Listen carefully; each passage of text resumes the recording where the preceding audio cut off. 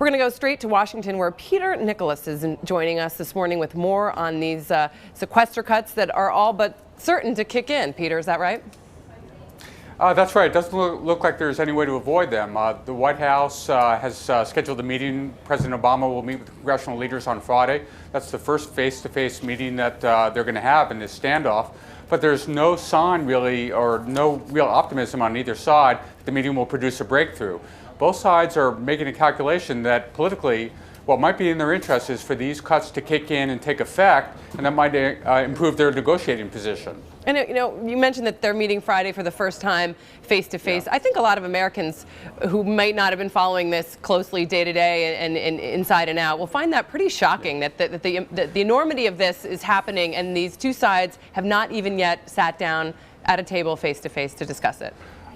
I think that's right. But it's happened. The reason that they haven't met face to face, there's a reason for that, and that's because President Obama is deliberately running an outside the Beltway strategy, where he's trying to put pressure on congressional Republicans by taking his message out into the country, by trying to change public opinion, by trying to convince people that the cuts would be so devastating that they should call their elected officials, call members of Congress, and demand a solution. The president feels he's been burned in previous budget standoffs where he's tried to essentially play the inside game, negotiate directly with John Boehner and Mitch McConnell. Felt he's gotten nowhere with that strategy. So he's trying to exert pressure from the outside. We'll see if it works. Right now, the deadline is ticking down. Sequester kicks in tomorrow, and there's really no deal in sight. And I know that they did meet yesterday at the Rosa Parks ceremony. President Obama was there with some congressional leaders. We're looking at them. They're standing there. They look like they're getting along perfectly well. Did they discuss the sequester? Well, it actually did come up. They spent about 60 seconds talking about the sequester, we're told.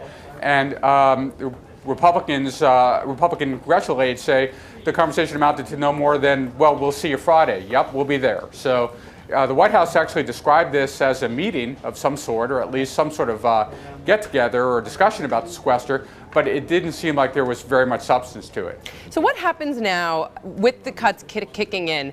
If real pain is felt in the short term, who gets blamed for that? If it's not something that really people can see happening in the long term, then does that switch? Who might get blamed for this? I mean, what is the jockeying going on now in terms of the blame game going to be?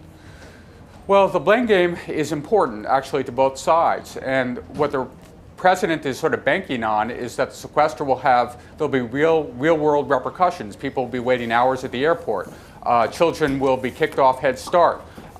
Defense contractors will be furloughed. Teachers will lose their jobs. And, as the pain of that ripples through the economy, if military readiness is jeopardized, then what will happen is there'll be more pressure on Republicans to come to the table and reach a deal where they accept some tax revenue increases. That's the essence of the White House strategy. So if their pain kicks in right away, to some degree that might work in the White House's favor. If, however, that it takes us a couple months for the sequester to play out, if the pain isn't felt right away, the Republicans can argue, hey, the White House cried wolf here. They promised that there would be, they predicted there'd be all this pain and all these consequences, and they haven't shown up. So that would play in the Republicans' favor. So the next few weeks will be very important in this debate and could go a long way to resolving or deciding essentially who will prevail in this, the president or congressional Republicans. All right, Peter, thank you so much for joining us. I'm not sure prevail might be the word. It doesn't sound like anyone comes out on top on this, but we'll have to wait and see. Thanks so much for joining us from Washington this morning, and people can read much more about this on WSJ.com.